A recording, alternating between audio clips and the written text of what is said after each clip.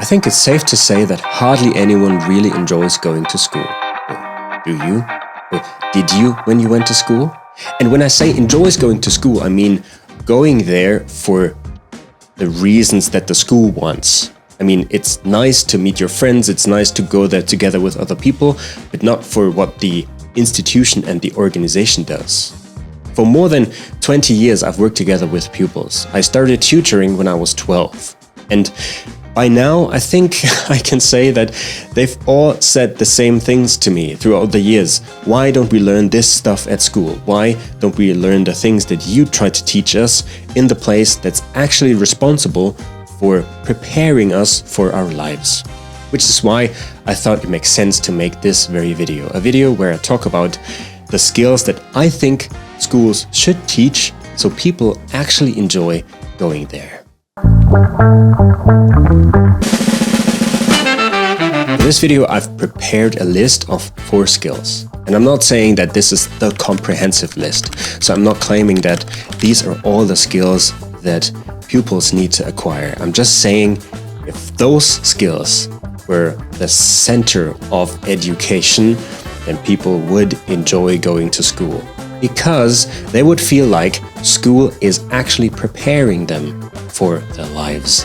And it's not just something that we have to do and everybody keeps saying, well, I did it too, so you have to do it too.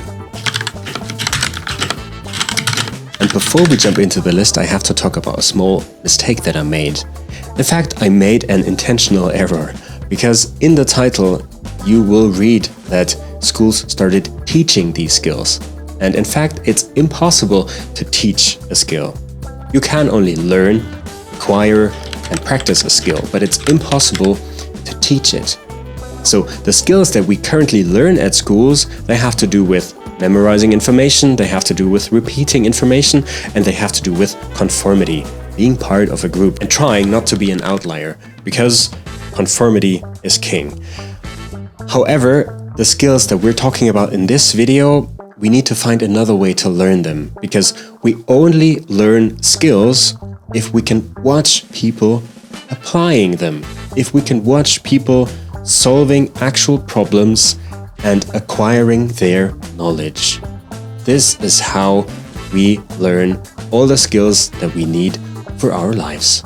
And now, last but not least, before we jump into the list, there's another thing I have to mention, because something has changed. In the past, schools used to be the place that had the information you needed, and they were the only place where you could get it, aside from maybe a library. But that, of course, has changed. So the textbooks at schools aren't the only place where you can get the stuff that they teach. You can get it anywhere.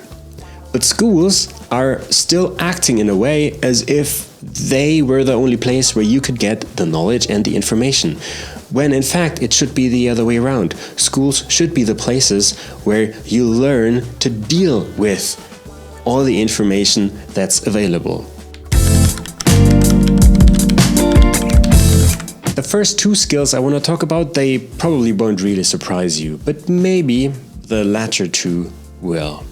The first skill I want to talk about doesn't really have a name. It's more like the answer to a question. And the question is how to make a living. Because all the pupils that I have worked with in my life, they always had this question. Because they only know very few people in their lives and how they make a living. They know their parents, they maybe know some friends' parents, and then they have their teachers, and they know how their teachers make a living. But there's so many other ways, there's so many different ways how people make a living and so many different lifestyles. And this is also the reason why many people, after they leave school, they want to spend a gap year somewhere abroad, because they feel like, I need to know more about the world. I need to know more about how people spend their lives and how they make money. You could maybe call this career planning. You could maybe call this career structuring. But this skill itself has a lot of skills underneath it. And one of them, which you don't learn at schools at the moment, is self-assessment. finding out what your interests are, what your passions are, where your strengths lie, and what your weaknesses are. To some extent, schools are trying to do that, but with normally a very typical school approach. How could you do that differently? Well, more projects, but not the school projects that you know where you build something and then you get your grade and then it's done. Bigger projects where the whole class or maybe the school works together to achieve something together.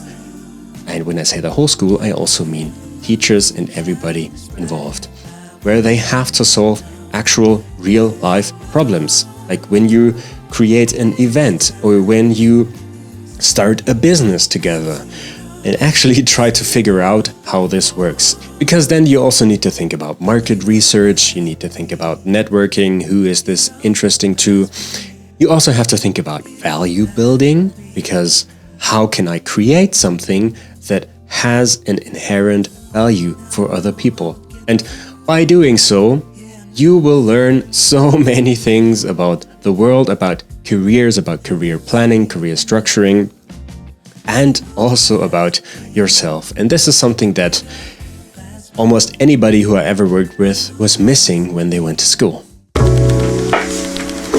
The second skill that I think is extremely important is digital literacy. That's not new, and many schools are actually paying attention to that already and have parts of it in their curriculum.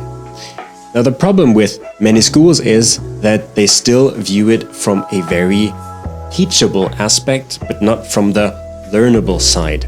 So teaching means, again, you get a list of information and you have to repeat the information. It's not that together with your teacher and people involved, you will go online and you will try to figure out something. You will try to figure out what information is actually true, which source you can actually trust. So online safety and security, and of course, critical thinking and evaluation are part of digital literacy, because we live in the information age. There is a ton of information out there. However, we don't know who has which interests behind supplying us with this information. And for me, digital literacy also contains the creation aspect. So if we get the chance to create something digital, it could be videos, it could be texts, it could be a podcast for a specific purpose, then we could also get the chance to learn the skill of digital literacy.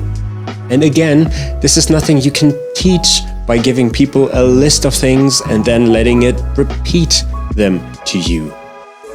You can only acquire that skill by doing it yourself in a safe space together with other people, and you can watch somebody apply their knowledge doing it and solving actual problems. And this applies to digital literacy as well. Now, the last two skills I would like to talk about and mention in this video, they are very close to my heart. I think they are extremely important for us as human beings. However, I am missing them in many curricula, in many schools, and I hardly find them anywhere. So skill number 3 is the skill of awareness and presence, which is becoming increasingly important in an age where there are many conflicts, in a time where people have different opinions, in a time where we all live in different digital bubbles and sometimes have problems talking to each other when we meet in real life. And schools are a great place because normally, in normal times, people meet there in person. And so being aware of oneself, being present in the moment, is such an important skill to have and practice. There are many ways how you can approach this. This could have to do with meditation. Sometimes this has to do with movement. Many times this has to do with talking about the things that actually go through our heads. talking about the things that we have on our minds. Of course, this requires that the teachers and the people who are doing it with pupils, they also have to have this skill. Or at least they also have to have an interest in acquiring this skill. Because, like I said, you cannot teach it, you can only practice it together. So what would that change? It would have a large impact on how we talk to each other on this planet. It would have a major impact on how humans interact with each other. Because never again in our lives we have this chance. The chance of we have to come together, sit together in a room, and now we'll try to figure out a solution together. And why would pupils actually enjoy this? Well, because oftentimes they don't have anyone to talk about these things. They have quite a lot of problems and challenges in their young lives. And wouldn't it be great if they found somebody to trust and talk about this? It doesn't always have to be in the big group. It doesn't always have to be in a large class. But still, if schools were able to provide this safe space, wouldn't that be great? Instead of being a place of fear and anger that schools sometimes are. I'd love to see this. The last skill I want to mention in this video is an invention of myself. I'm calling it objective contextualization. I already made a video about it. It's in German though, but I will also produce one in English in the next weeks. What do I mean by objective contextualization? You can view it as the manual to the human organism.